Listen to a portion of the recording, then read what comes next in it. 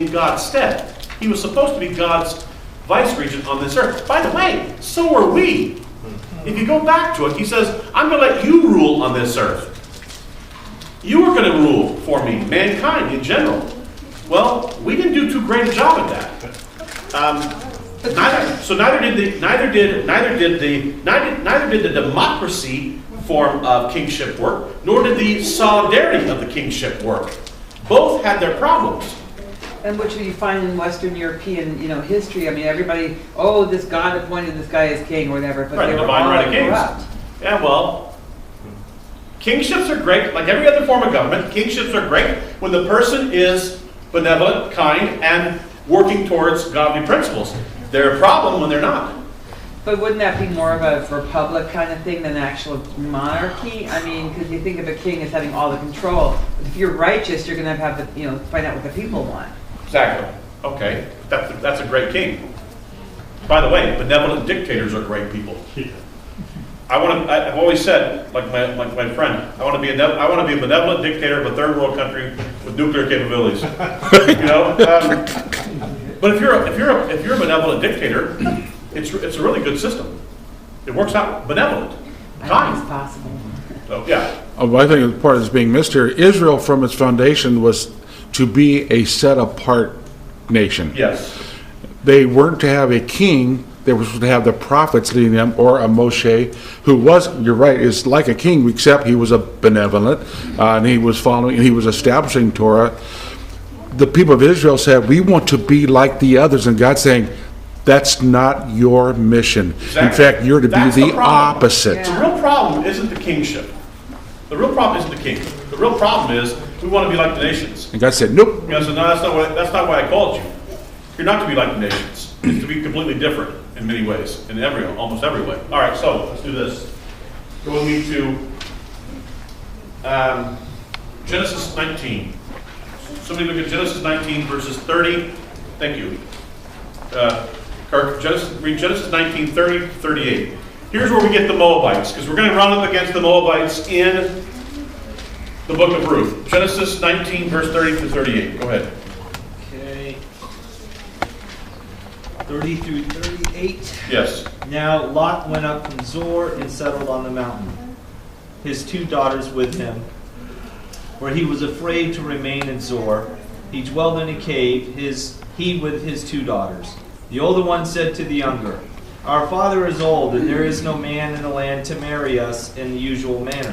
Come, let us ply our father with wine and lay with him, that we may give life to offspring through our father. So they plied their father with wine on that night, and the older one came and lay with her father, and he was not aware of her laying down and of her getting up. And it was on the next day that the older one said to the younger, behold, I lay with my father last night. Let us ply with him with wine tonight as well, and you come lay with him, that we may give life to our offspring through our father. So they plied their father with wine that night also, and the younger one got up and lay with him. And he was not aware of her lying down and of her getting up. Thus Lot's 2 daughters conceived from their father. The older bore a son, and she called his name Moab. He is the ancestor of Moab until this day. And the younger one also bore a son, and she called his name Ben-Ami. He is the ancestors of the children of Ammon unto this day. All right, so now we have Moabites, Ammonites. By the way, over the book of Genesis, you can write this. 2 words. Dysfunctional families. In big, bold letters. Dysfunctional families. Oh, my stars. This isn't dysfunctional, nothing is. Hold on. Go ahead.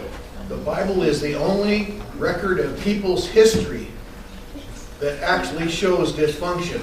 All other histories take the pride in how great they were, right, and not their didn't exactly. say a word about their dysfunctionality. Yeah, this is one of those stories that had I been writing the Bible, I would have expunged. There'd have been much better origins of the Moabites and the Ammonites. By the way, Moab, Ma, from, O, his, Av, father.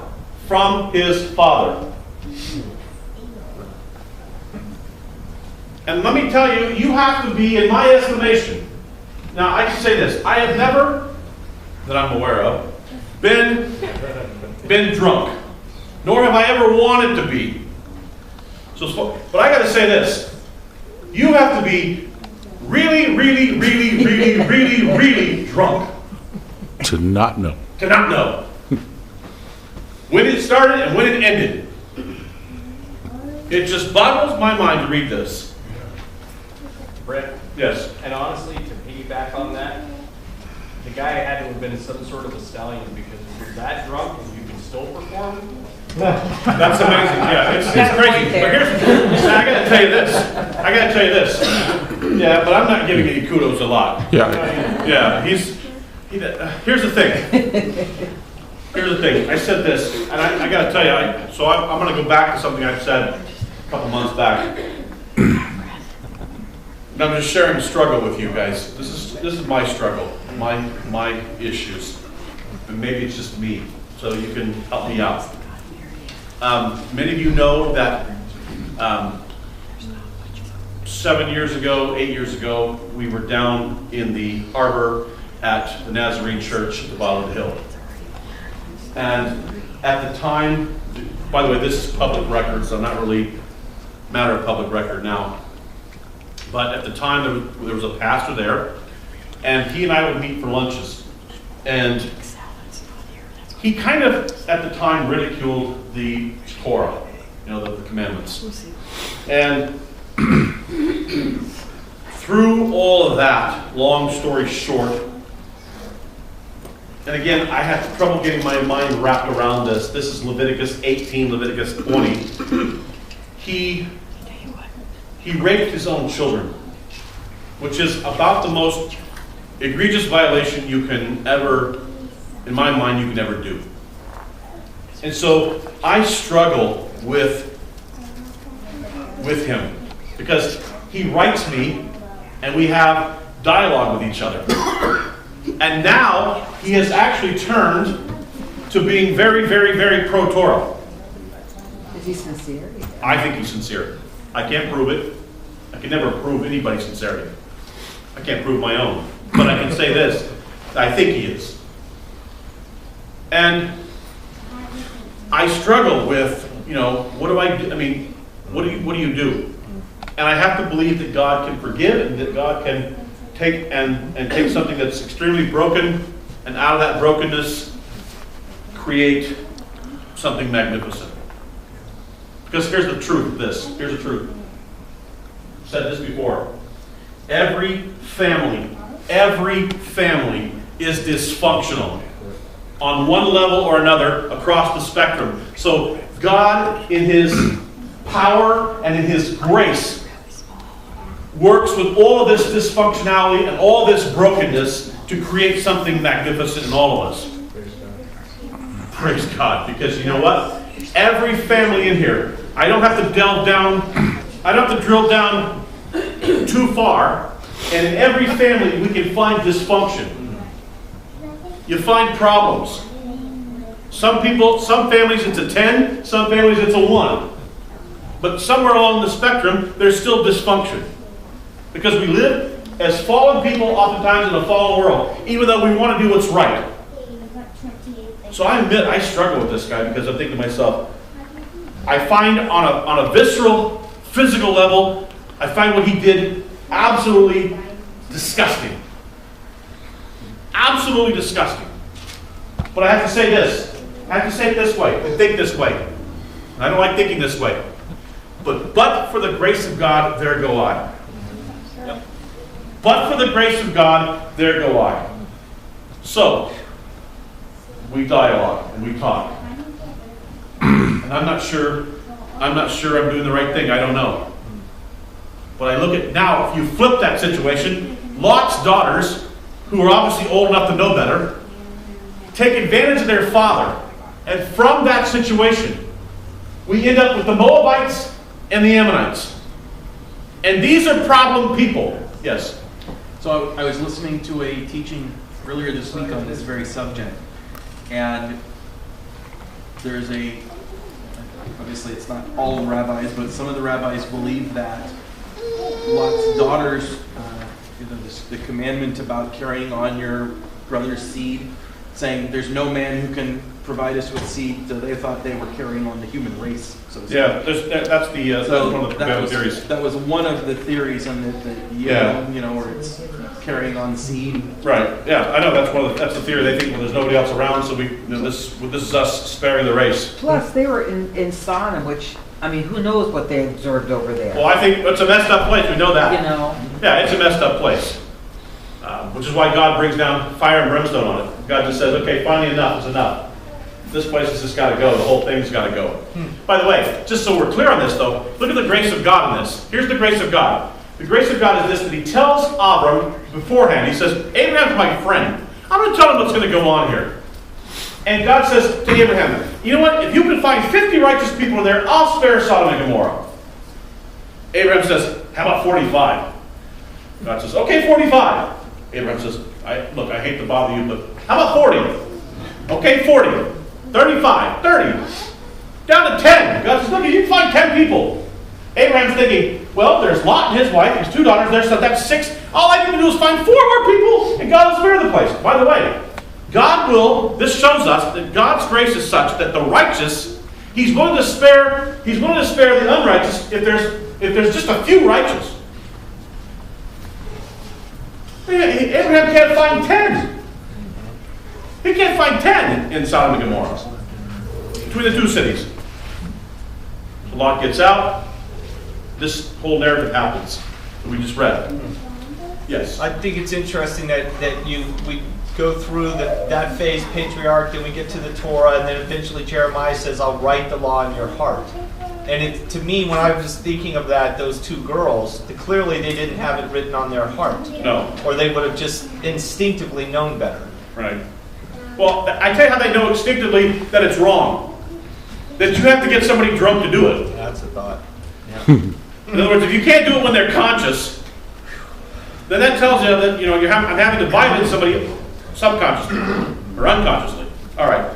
Somebody read with me Deuteronomy 23. I think Deuteronomy 23, verse 3 to 6. Deuteronomy 23, 3 to 6.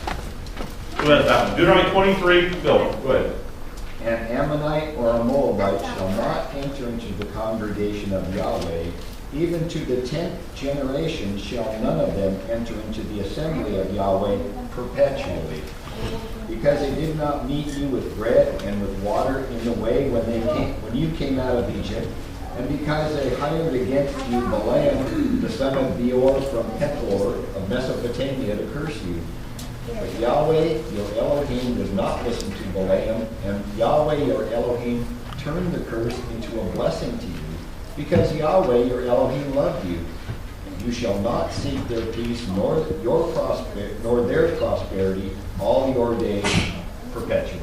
All right, there we go. No Moabites or Ammonites. These are bad people. Not good people. Somebody read Numbers chapter 25, verses 1 to 3. Numbers 25, 1 to 3. Numbers chapter 25, verses 1 to 3. Gary, go ahead. While Israel was staying at Shittim, the people profaned themselves by whoring with the Moabite women, who invited the people to sacrifices for their god. The people partook of them and worshipped that god. Thus Israel attached herself to Baal Peor, and the Lord was incensed with Israel. Okay, so here's what happens. The Moabite women decide they're going to seduce the men of Israel into having relations with them and serving this other god. So this is the problem with the Moabites. They serve other gods. By the way, this is why the Hebrew scriptures are against intermarriage, because it's not about marriage of ethnicity. It's about the fact that these ethnicities worship other gods. So if you marry a person who's a Canaanite, then the likelihood is that that marriage and the influence of that Canaanite influence is going to infect your family and your children. So you have to marry a person who's in the faith. Because if not, there's going to be a problem. Look, I've said this before. Other than your decision to accept Christ as your Savior, the choice you make of the person you marry is the most important choice you make. because it sets the trajectory of the rest of your life. Either they elevate you towards God, or they drag you down and cause problems. That's the only two. They're either going to lift you, or they're going to put you down towards your faith. Well, what does Moabite women do? They're dragging Israel down into idolatry. So all the way through the Torah, he says, make sure that the person you marry is a person who's going to elevate you towards God. That means they got to be a believer. That means they got to be a passionate believer. Not just nominal, not much, well, I think I like God. Well, okay, God's okay. It'd be okay if God was in my life. I'd be okay with that. It's got to be a person that says, no, God is first and foremost, and God is the only one. And I'm going to serve Him only. All right. Go with me to Leviticus. I marked it out, but it's Leviticus 19, verse 9. Somebody read Leviticus 19:9. Leviticus 19:9 and following. And then I need somebody on Leviticus 23. Leviticus 23, 22. And Deuteronomy 24, 19 to 22. Okay, take Deuteronomy 24, 19 to 22. Somebody take Leviticus 23, 22. Who's got that? You got that one? And I need somebody on Leviticus 19:9. Should be 19:9. Yes, okay. 19:9. Leviticus 19:9. Go ahead. And when you reap the harvest of your land, thou shalt not wholly reap the corners of the field. Yes, keep going. Neither shalt thou gather the gleaning of thy harvest. And thou shalt not glean thy vineyard, neither shalt thou gather every grape of thy vineyard, for thou shalt leave them for the poor and the stranger. I am the Lord your God. Okay, thank you. And then I need Leviticus 23. Who had Leviticus 23? Somebody did. Thank you. Leviticus 23, 22. When you reap the harvest of the land, you shall not reap the field right up to its end. When shall you gather the gleanings after your harvest? You shall leave them for the poor and for the sojourner. I am the Lord your God. Thank you. And Deuteronomy 24, 19 to 22. When you cut down your harvest in your field, and have forgotten the sheaf in the field, you shall not turn back to take it. It shall be for the alien, for the orphan, and for the widow, so that Yahweh your Elohim shall bless you in all the work of your hand. When you beat your olive tree, you shall not search the branch behind you. It shall be for the alien, for the orphan, and for the widow. When you gather the grapes of your vineyard, you shall not glean it afterward. It shall be for the alien, for the orphan, and for the widow. And you shall remember that you were a slave in the land of Egypt. On account of this, I am commanding you to do this thing. All right, so here's the thing. Think of it, you have a field. You have a field that's just squared up. You have to leave the corners of the field. It doesn't tell you how much of the corners you have to leave. You can leave as much as you want. But we know this, 4 things. You can only go over the field once. You only get to go over it once. Number 2, you have to, if anything that's dropped while you're going through the field, if you drop something after you've picked it, you drop it, you leave it on the ground.